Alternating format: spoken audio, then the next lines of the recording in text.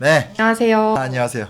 요즘 책 소개 되게 많이 해주시는 것 같아요. 좋아요. 사실은 이번에 제 이름 바꿨잖아요. 매일이 책으로. 그래서 매주 하고 싶은데 제 열악한형편 때문에 매주 못하고, 또 이거 하니까 막 조선왕조실록 해달라 뭐 난리예요, 난리. 네, 이제 제 몸이 한계인지라 속상한데 그런 것도 하겠지만, 그래도 책에 대한 저의 열정, 저의 목표거든요. 10만 독자. 저를 위한 10만 독자가 아니라 정말로 시대를 책임지고 고민하는 10만 독자들을 위한 노력을 하고 싶은 거죠. 그런 의미에서 짜자잔! 와. 제가 갖고 왔어요.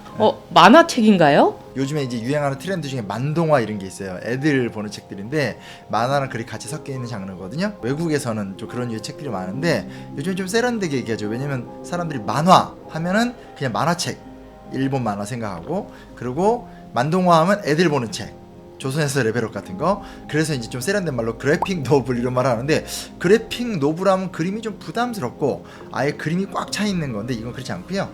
실제로 이렇게 쭉 보면 적당하게, 그래서 정확히 말하면 사실 글로 이루어진 책이에요. 근데 글수가 많지 않고 충분하게 요약되어 있는, 하지만 너무나 쉽고 재미있게 볼 수 있는, 부담 없는, 또 일러스트가 좀 느낌이 좋아요.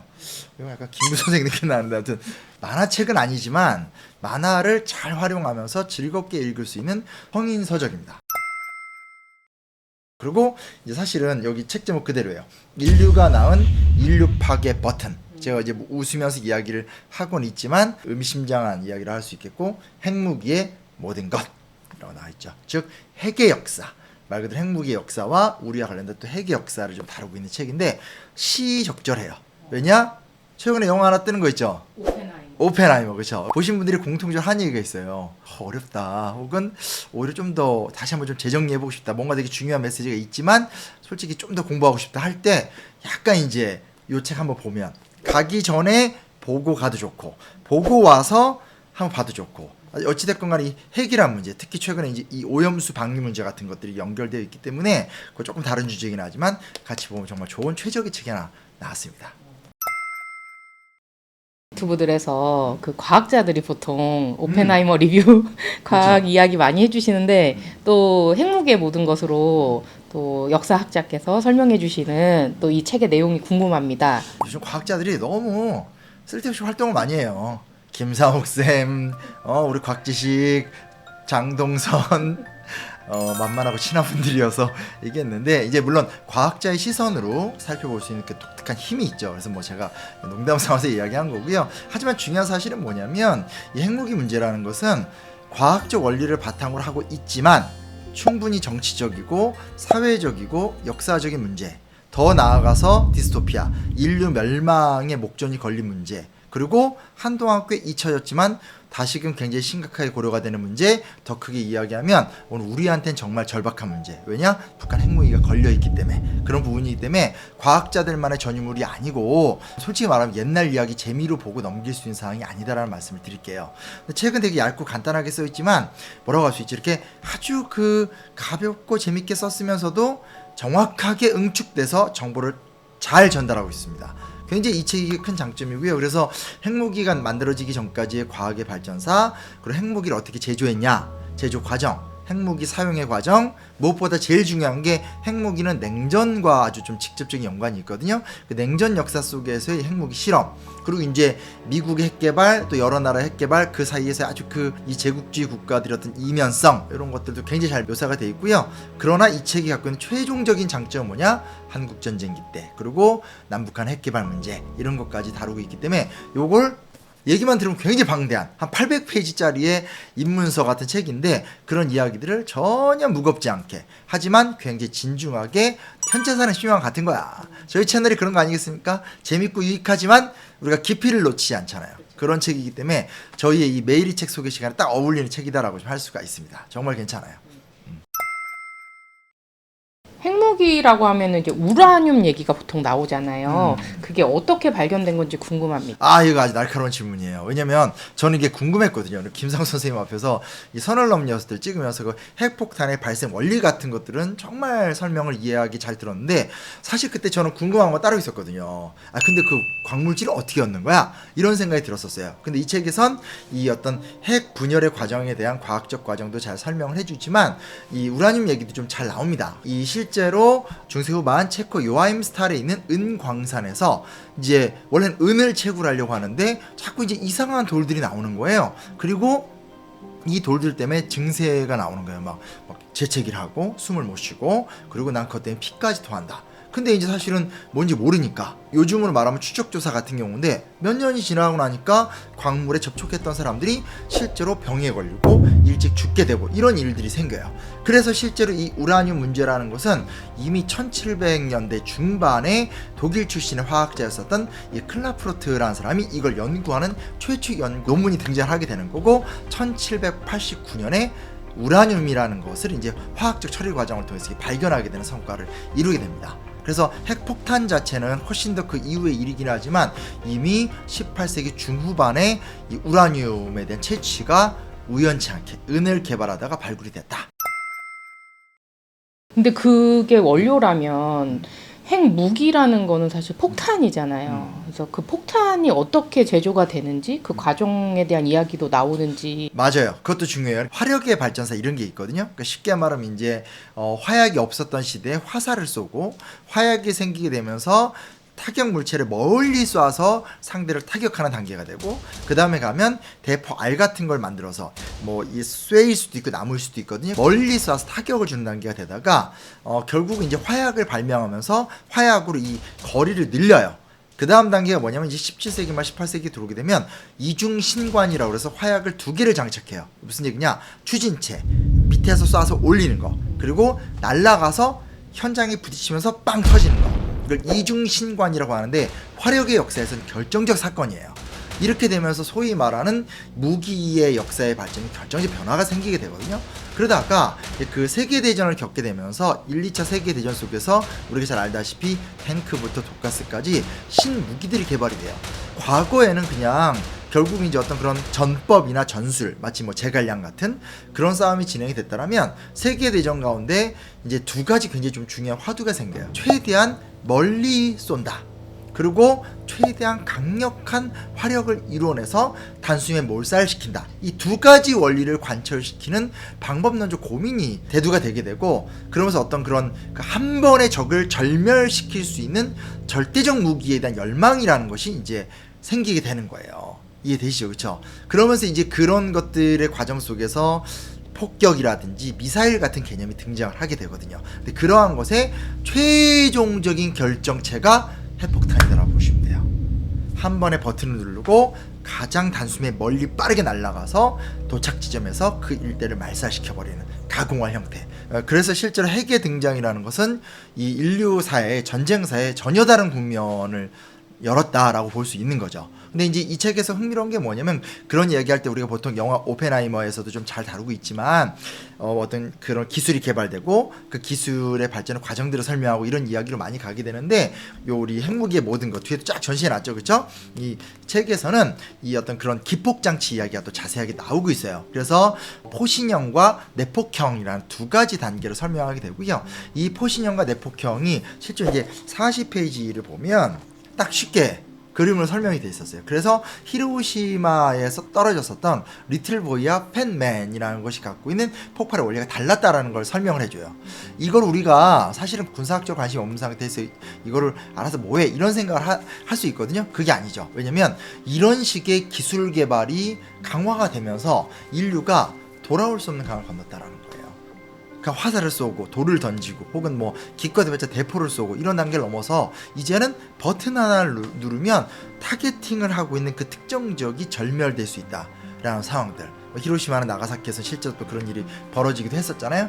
이런 이 무시무시한 무기 기술의 개발사가 이 책에 또 담겨 있다는 것도 좀 굉장히 인상적으로 봤어요. 그래서 여느 책과 다르다. 우리가 그동안 사실은 이 과학 기술을 이야기할 때 주로 과학 얘기를 많이 했는데 기술을 놓치지 않았다. 이런 책이 있네? 대박. 그럼 어떻게 되겠죠? 클릭 구매. 책은 사야 됩니다. 사서 봐야 됩니다. 왜? 책을 사줘야지만 그림시에서 또 이런 책을 계속 내거든요. 그렇죠? 다음 책을 위해서라도 우리 책을 사야 됩니다. 무슨 책? 핵무기의 모든 것. 점점 역사학자에서 장사꾼이 되어갑니다. 하지만 저는 책 장사꾼이 되는 데 있어서는 부끄러움과 주저함이 없습니다. 왜? 좋은 거 파는 건데. 네. 저희가 사실 영화 오펜하이머를 보고 왔는데 네.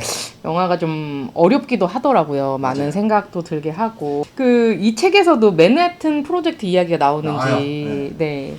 이거 안 나올 수 없고요. 뭐 그 얘기를 제가 다시 자세하게 할 필요는 없는 것 같은데 하나 분명히 뭐냐면 이 원래는 압도적으로 이제 유럽 쪽이 이제 과학 기술의 축적이 컸다라는 거죠. 근데 여러 상황상 이제 미국에서 개발을 하게 되는데 당시 미국 정부가 핵무기를 개발하기 위해서 그 당시에 퍼부었던 돈이 20억 달러래요. 이걸 단순 환산을 하면 한 220억 달러가 된다고 하더라고요. 현재 돈으로 상상할 수 없는 금액이 나타나게 되는 거죠. 단일 프로젝트에서 이 정도 금액을 쓴다는 건 불가능한 인원이고 당시에 최고의 물리학자들 우리가 이제 지금 이렇게 서점에 가면 나오는 어떤 그런 정말 유명한 물리학자들 중에 개입이 안 된 사람이 없을 정도고 그리고 프로젝트에 참여했던 인원이 총 13만 명에 달했다라는 거기 때문에 그만큼 전쟁의 극단성 그리고 이 전쟁의 극단성을 극복해내겠다고 하면서 결국은 그 명분 속에서 인간이 이 정말 손을 대서는 안 되는 곳까지 손을 대고 있는 과정이 여기 이 책에서는 간명하게 나와요.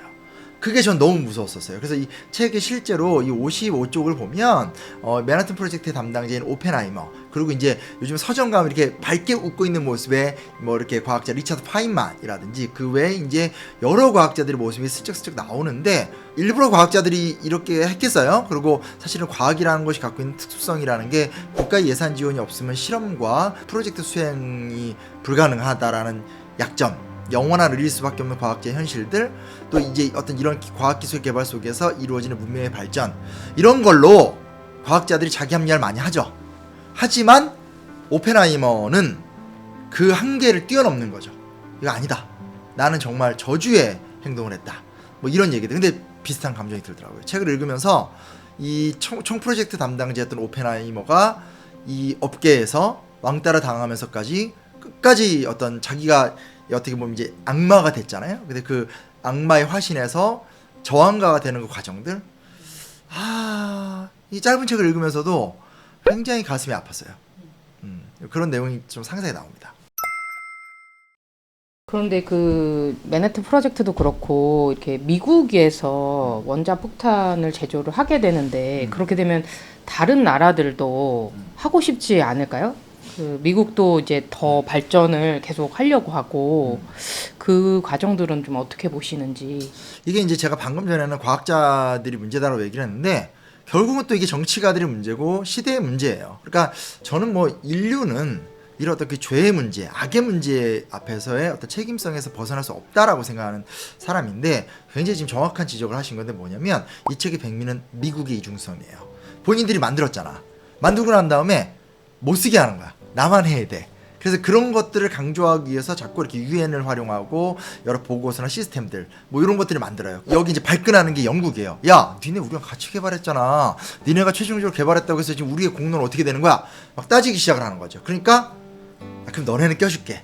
퀘벡 협정이에요. 76페이지에 이제 사파가 나오는데 서로 껄껄 이러면서 이제 루스벨트를 보면서 이 처칠이 우리는 이제 한 배를 탄 겁니다. 껄껄껄 나와요. 근데 이거는 누가 보더라도 제국주의 국가들의 횡포잖아요. 그리고 이게 이 당시 냉전 시대이기 때문에 이게 뭐의 명분을 주겠어요? 당연히 이 동구권 소련과 이 중국 같은 나라에 자극을 준단 말이에요. 그러니까 이제 소련도 핵 개발에 성공하게 되고 중국도 핵 개발에 성공하게 되고 그리고 이제 프랑스 같은 나라는 야 우리가 왜 미국을 따라가야 돼? 유럽은 유럽의 흐름이라는 게 있어. 우리 대륙이 저런 영미권 따라갈 필요 없어. 또 이 명분을 갖게 되면서 또 이제 핵 개발을 하게 되고 근데 문제는 뭐냐면 각자가 이유가 있죠. 내가 강해지고 싶으니까 내가 세계 패권을 유지하고 싶으니까 그리고 내가 생존해야 되니까 내가 강성대국임 입증해야 되니까 내가 저 자본가들의 저런 횡포 속에서 새로운 더 나은 세상을 만들어야 되니까 이유는 있어요. 근데 그 이유의 결과가 뭐예요? 주요 강대국들이 핵을 갖게 되면서 세계 패권에 대한 새로운 길을 연 거고 이게 과거와 너무 다르죠. 과거에는 영토가 많고 군사가 많고 통치를 잘하고 이런 걸로 권력을 누렸다면 이제는 감당할 수 없는 무기가 생기게 된 거죠. 그리고 이 감당할 수 없는 무기가 퍼져나가기 시작하면 그로 인한 어떤 전 지구적 위기나 파장 같은 것들이 문제가 될 수밖에 없는. 그래서 이런 것들이 책 중반부 이후에 굉장히 잘 묘사가 돼요. 그래서 그런 것도 굉장히 인상적인 거고, 좀 하나 재밌는 건 뭐냐면 실제로 이제 미국의 핵 개발 이야기가 좀 나오게 되는데, 그 중에서 이제 1946년 7월 1일 미국의 이제 마셜 제도의 작은 환초인 비키니 환초에서 핵 실험을 진행을 하게 됩니다. 근데 이제 이게 이제 그 당시 굉장히 사회적 이슈가 됐었던 주제였고, 요걸 이제 보고 나중에 이제 그 프랑스 의상 디자이너 한 명이 세상에 없던 옷, 여성의 노출이 극단화가 되어 있는 비키니라는 이름을 딱 붙이게 되는 어떤 이런 일화도 생기게 되죠. 그래서 사실 비키니 선보단 비키니 수영복이 더 유명하고 그냥 한 패션의 장르라고 얘기를 하게 되겠지만, 그 당시 이제 비키니 패션이 나왔었을 때 난리가 났었고, 심지어 교황청에선 이것을 죄악의 상징이라고 또 보기도 하고 그랬었던 상황이었었거든요. 근데 이제 수영복의 배경에는 비키니 섬에서의 핵실험이 있었다. 또 이런 일화들도 우리가 책을 보면서도 확인할 수 있어요. 그러니까 이게 간단한 문제가 아니라는 거죠. 그리고 오히려 우리가 되게 쉽게 이야기하는데, 사실은 이 의상 디자이너야 자기 옷을 마케팅적으로 성공하기 위해서 이렇게 했을지 모르겠지만, 정말 냉정히 따지면 비키니란 단어를 생각해 볼 때마다 진짜 우리가 좀 고민해 봐야 되는 것은, 이 세계가 이렇게 나아가는 것이 합당한가, 뭐 이런 거에 대한 우리가 좀 고민을 해볼 수밖에 없게 되는 거죠. 그러한 문제의식에 의해서 이제 이 책이 만들어졌다고 보시면 좋을 것 같아요. 핵이란 얘기를 할 때 사실은 우리나라랑 뗄래야 뗄 수 없는 문제라고 생각이 들잖아요. 그렇죠. 우리 대한민국 국민이라면 항상 그 위협 속에 있고요. 그래서 한국의 어떤 핵 문제를 어떻게 지금 바라보신지 역사학자로서, 그다음에 우리 한국 전쟁기에 그 메가더의 그 핵폭탄 사용 주장도 있었다, 이렇게 다른 방송에서 출연할 때 그런 얘기도 하셨었는데, 그런 이야기들 좀 해주시면 좋을 것 같습니다. 그게 이제 이 책에 나와요. 그래서 제가 이 책을 이제 어떻게 보면 이제 가장 쉽게 핵 문제에 대해서 같이 고민해 볼 수 있는 입문서라고 제가 생각을 해보게 되는 게 뭐냐면, 이 핵무기 이야기가 남의 나라 이야기가 아니라는 거예요. 우리나라와 관련돼 있는 거고, 한국 전쟁 때 실제로 핵무기 사용 검토가 있었다라는 거죠.